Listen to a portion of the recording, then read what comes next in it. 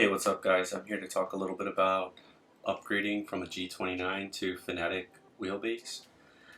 So first of all, I'm not really a YouTuber, so if this video comes off a little bit weird or if I do weird things with my hands, I apologize for that.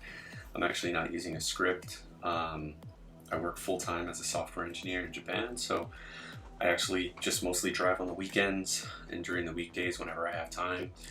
And if you're a casual driver like me, and like the title of the video indicates, then this is probably maybe a useful video for you, and maybe my experience is more similar to yours versus guys like Sim Racing Garage or any of the popular YouTube reviewers out there that talk about this topic. They probably have a lot more experience than me. They're definitely much faster and much more professional. So if you're a casual like me and you were driving a G29, maybe this is useful for you. So let's start. First, to save you a lot of time, if you just want to skip, the first thing I'll say is my conclusion, which is that if you're upgrading from a G29 and you're kind of on the fence between the CSL Elite 1.1 and the ClubSport 2.5, I'll just go ahead and tell you that either of them is such a massive jump that you're much better off getting the CSL 1.1 and spending the rest of the money that you have on either buying better pedals or a VR helmet or upgrading your cockpit, or maybe even buying more cars and tracks in iRacing or any games that are on sale on Steam or something. Because in my opinion, either the ClubSport or the CSL is such a massive jump that you're going to be just as surprised with the CSL as you would with the ClubSport. So that's my too long didn't watch. My advice is upgrading from the G29, buy the CSL, spend the extra money on pedals and all this other stuff. And if you've already upgraded everything else, then maybe at that point you should consider the ClubSport, only because you've already upgraded your pedals, you've already upgraded everything else including your cockpit, and you still have $250 left over. Then at that point I think that the ClubSport is worth the price difference. But if for any reason you're trying to make a budget conscious decision, buy the CSL. So that's my too long didn't watch version. So now I'm going to get into the longer story. So the first thing I'll say is my history with the G29. I received it as a birthday gift from my beautiful wife a couple of years ago on my birthday, and I really loved it, but unfortunately because I didn't have a cockpit, I didn't actually use it that much. One of the funny things about being a casual sim racer is that before you buy a cockpit, you find yourself struggling to mount it to like a table or a TV dinner stand or whatever piece of hard wood that you can get a hold of. You just mount it to there and you're like, maybe this will feel better. And it's kind of a juggle. It's kind of like you feel very conflicted trying to find places to mount it. So it wasn't until I want to say January this year that I finally had a full cockpit and I was actually driving. So I actually never subscribed to iRacing. I never bought Assetto Corsa Competizione. I never actually did any competitive sim racing. I never raced online because honestly trying to mount the wheel just gave me so much self-conscious lack of confidence issues that I just never actually took racing seriously. It wasn't until I bought a cockpit that I actually started to use the G29 online, and it was at that point that I started to feel like I was really getting into it, really learning a lot about it. But the limitations that I faced and the reason why I decided to upgrade is probably the same as you. The first is that I actually couldn't really tell what difference in grip and what was actually happening on the road. I had no idea when I was about to lose traction. I had no idea when the car was at the edge of its grip. So I was really feeling hardware limited. And the biggest issue that I had was that my brake consistency was really, really bad. I would have one lap where I'd be really like maybe 3 or 4 seconds off the pace, or 3 or 4 seconds away from what the fastest lap on YouTube on a tutorial video was. And then the next lap, I would try to do the same thing, and I would be looking at the course and trying to follow exactly the way that I ran it on the last lap, and for some reason I spin out, or I brake too early, or I brake too hard, or I don't accelerate fast enough and I just oversteer out of the corner. So I was having these issues where like I would have one good lap and then I would have 4 or 5 mediocre laps and like one really bad lap. And when you're racing online in iRacing, one bad lap is going to lose you the race, because those guys are really consistent. The guys that drive online on iRacing, they're going to get the same lap time you know, like for 20 to 30 minutes in a row. So if you slip up, that's it. You're just going to be in last place, and that's where all your time is going to be spent. And the other thing is that honestly, it was a little bit dangerous for other drivers on the road, because if I spin out, there's a chance that I'm going to hit somebody else. So I got into a few accidents in iRacing, and I honestly felt like if I had the ability to correct and maybe get the car back on the road, it wouldn't have been as bad as it was. But like with the G29, I felt like my mistakes were much harsher. So of course there are people with the G29 that are very, very fast. So if your goal is to get faster lap times, maybe upgrading is not going to make that big of a difference, to be honest, because if you want to be faster, there's people with the G29 that are in the top 10 or top 20 in iRacing in the world. You know, some of the people doing YouTube videos where they put on really fast laps, they're using a G29. I mean, if you watch, there's this YouTuber, I think his name was Dan Suzuki, and he made a video where he was talking about beginners, like how to start out in iRacing, and he's using the G29, and the dude, he goes into iRacing on a new account with a G29, and he carves up everybody on the course. He got like 3rd place, and he was just trying to show you how to drive. And he was using a G29, he wasn't even in his cockpit, he was mounting it on a desk. So I mean, yeah, you could be very fast with a G29, but ultimately I decided to upgrade for 2 reasons. So the first reason is that I don't have a lot of time to drive. You know, I work, I have a few days out of the week, and weekends a little bit. My wife needs my help with a lot of stuff, so I don't have 10 hours to drive or 15 hours to drive. Not that I'm saying that, you know, Jimmy Broadbent or any of those like professional YouTubers, like they don't have a real job. I mean, that is their job. They're very good at what they do, so they have a lot more time to drive. But if you're like me and you have a job, you probably don't have 10 hours to drive every day or 6 hours to drive every day. So for me, one of the reasons why I wanted to upgrade is because I wanted to make the most out of the time that I did have to drive. So if I only have 2 hours to drive, I want to enjoy it. You know, I want to feel like the wheel gives me a lot of feedback, and like the brakes feel real and the force feedback feels real. So I decided to upgrade for that reason. The second reason that I decided to upgrade is because of timing. Everything in Japan is kind of like 1 month or 2 months behind the rest of the world. So when everybody on Reddit and on the Fanatec forums was saying that like all the Fanatec gear was going out of stock because of the pandemic and stock drying up, Japan still had stock. There was still CSL wheelbases and ClubSport wheelbases on their website. So I knew that at that point in time, I could sell my G29 for a reasonable price pretty quick, so I figured it was a good opportunity to upgrade. I had a little bit of extra money, so I decided to upgrade. So those were the 2 reasons why I upgraded. But now that I talk about why I upgraded, let's talk about why I bought the ClubSport and the CSL Elite. So actually, I bought the CSL Elite new on Fanatec's website, but actually the CSL Elite, when I ordered it, status already changed to shipping, even though it hadn't shipped yet. And on the same day that I ordered the CSL Elite 1.1, I found a ClubSport 2.5 on a local marketplace app in Japan, and the price for the ClubSport wheelbase was the same as the CSL new. So of course I bought it right away. And I contacted Fanatec and I told them, hey, you haven't shipped the order yet. Is there any way that I could return it? And because I found a ClubSport somewhere else. The lady that emailed me told me, actually, they have a 14-day no questions asked return policy, so all I have to do is pay shipping and send it back, and as long as it's sent back in the same condition it was sent to me, then it's fine. I can just return it. I don't have to give them a reason, and it doesn't have to be RMA'd. I asked them, hey, can I try it out just to see if it works or if there's anything wrong with it? In my mind, I was thinking I want to try it out to compare it to the ClubSport, but they said, hey, that's totally fine. You know, it's technically a purchase, so I can try it out for 2 weeks, because one of the reasons why you can return stuff to Fanatec is if you just don't like it. So I was able to try out the CSL and the ClubSport, and I want to say that my initial driving impressions of the ClubSport versus the CSL is that they're both pretty much a massive jump over the G29.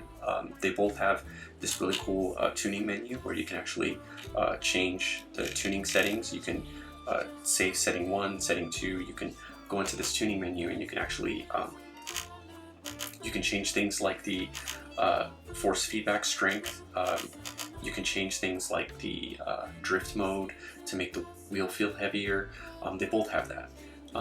Both wheelbases have the ability to change like sort of the force feedback strength, to change things that reduce the oscillation of the wheelbase. They both have this sort of Fanatec software. They both have this drastic difference in packaging. I want to say that the G29 felt like a gaming accessory, but the Fanatec wheelbase felt like specialist hardware. It felt like a sports car, where the G29 felt like my mom's Corolla. You know, like it's just that difference of level. And of course it's much more expensive, so of course it's going to feel that much better, and it's going to look that much better out of the box. Driving wise, I want to say that the biggest difference for me between the G29 and the Fanatec wheelbases, both of them, is that you feel so much more detail in the road. It's like when you're actually driving on the road, you can feel the rumble strips and the switch from the rumble strips to the pavement. If you go onto the grass, you feel that sort of like slipping grip feeling in the wheel. When you're losing traction, you can actually tell right away that you're losing traction. There's sort of like a rumble, and it feels like the wheels are sliding horizontally on the pavement. It kind of has this like shaking feeling to it. So I want to say that the biggest difference in my driving ability with the Fanatec wheelbase is that my ability to recover has gotten a lot better. So when I start to lose traction, if I lock up the wheels, or if I overcook the tires in a corner, my ability to make that bad situation like savable has gotten a lot better with a Fanatec wheelbase. So ultimately, I'm becoming a better driver, I think, with the Fanatec wheelbase. And it could be placebo. I think that when you have a Fanatec wheelbase, you're going to find yourself driving more often. When I get home, when I finish work at the end of the day, I find myself more wanting to get into a sim and start driving, because I enjoy driving more. Like when you have the higher end wheelbase, everything feels better, so you just want to get in and drive more. When I had the G29, driving iRacing felt kind of like I paid for it, I should do it, but I wasn't really like enjoying driving the way that I do with this stuff. So that's one of the big differences. The pedals made a big difference in consistency, and one thing I will say is that if you're going to buy pedals, if you can't get the brake performance kit, I would highly recommend considering getting the CSL Elite LC, because I bought the ClubSport V3s on a used marketplace for like $300, and they included the brake performance kit. But just because I wanted to know, I tried them out without the brake performance kit, and honestly, they felt really mushy. The brake had a lot of throw distance. It almost felt like it had as much throw distance as the G29 pedal. It sank into the pedal deck. It just honestly, I felt like even if it is a load cell, the amount of force that I have to put onto this thing before I get it to like max pressure was just unacceptable. I don't know why Fanatec doesn't just include the brake performance kit with the V3 pedals. I mean, I feel like the V3 pedals are already such a premium over the load cell pedals that they should just put that brake performance kit inside of the box. But it's definitely, in my opinion, it's necessary. The CSL Elite, I also had those for about a few days. I bought them used on the marketplace. I didn't return them to Fanatec. I'm not that much of a jerk that I'll return 2 new pieces of hardware that have no problems to Fanatec. I bought those on the marketplace app too, but then the next day the V3s dropped for like $280. A guy was selling them with the brake performance kit, so I bought those like right away, and I sold the Elite LCs. But I tried them out for a little bit, and I want to say the CSL Elite LCs, like everybody says online, they feel very, very strong. Like the LC brake pedal feels very stiff, so it feels better than the V3 stock brake pedal. But the V3s look amazing. They look really high end, and they have adjustable throw distance. So they have these like it's like a torsion nut on the back that you can twist to increase or reduce the distance of throw for the pedals. It's pretty cool. They have drilled out holes for like a dampener kit. I had the dampener kit for a few days, and I ended up selling it because it just didn't do anything for me. I just didn't really enjoy it. But yeah, I want to say that in my opinion, it's a pretty good upgrade, but if I had to pay retail price, I would have gone with the CSL wheelbase. So ultimately, if you're looking to upgrade everything else before you move up to the ClubSport wheelbase. That's my final piece of advice that I'll give. Otherwise, I think either of them is a pretty big upgrade. They both have access to the Fanatec wheel property page. They both have access to Fanalab software. If you're using the ClubSport wheelbase, you can actually modify the tuning menu from the wheel itself, and the wheel itself has vibration motors inside of it. But otherwise, I think either of them are such a massive upgrade that I think that your money is better spent somewhere else other than buying the better wheelbase. That will be my final opinion. The last thing I'll say really quickly before I finish the video is if you're going to upgrade to either the CSL or the ClubSport wheelbase, I highly recommend a new cockpit. I tried out the ClubSport and the CSL on my Apiga AP2 cockpit before I sent the CSL back, and honestly, it didn't feel like it was going to break or anything, but there was like a lot more vibration that I was comfortable with. The 8020 aluminum profile rig that I built, this is actually custom. I custom designed it myself, but this rig itself, it's super stable.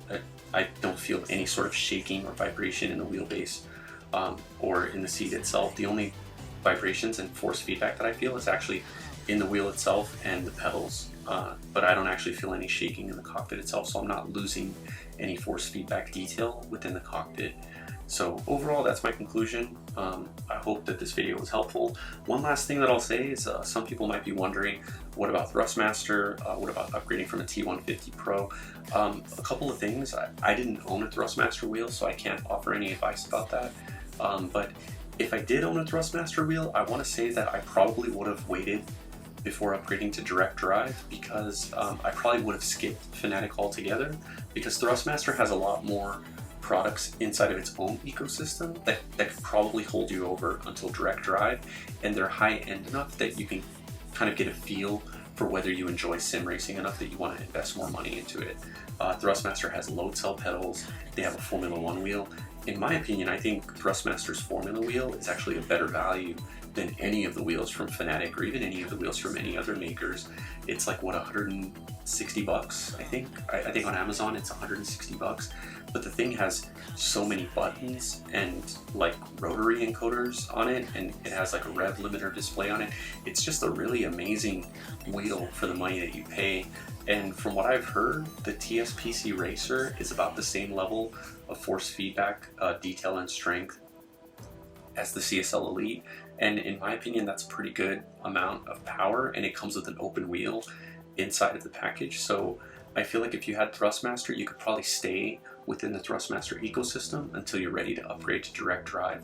The only reason I went straight to Fanatec is because when you have a G29, if you want to upgrade, you don't really have a choice. You could either, you could upgrade the wheelbase and use a USB adapter with the pedals, and you could buy like a load cell kit for the pedals, but you're basically going to Frankenstein the kit, and then you're going to have to sell the G29 separately. Whereas like it's much easier to just sell the G29 all together as one package. And when you're doing that, you're going to end up needing to replace your pedals, replace your wheelbase. And if you're doing all that from scratch, I think that moving up to either Fanatec or directly to direct drive, I think is just worth it to make that jump instead of like upgrading one part or another. But if you were inside of Thrustmaster, you could start out by upgrading the base to a T300 base or a TSPC Racer base, or you could upgrade your pedals to the load cell pedals.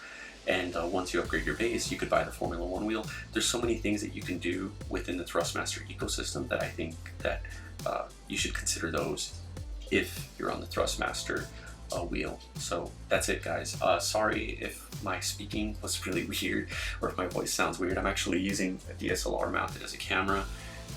So that's it. I don't know if I'm going to make other videos, but if you're interested, I could talk about a couple of things. The next thing I could talk about is I could share the plans for my aluminum rig, and I could show you guys how to use MakeCAD to design an 8020 rig if you don't want to buy a SimLab rig. The other thing I could talk about is how I mounted my rig, and I could also talk to you guys about VR settings, or building a computer for sim racing, or using your sim rig but playing regular PC games while you sit inside of it. That's the other stuff. So if you're interested in any of those topics, I'll get into that. But ultimately, that's my experience upgrading from a G29 as a casual racer.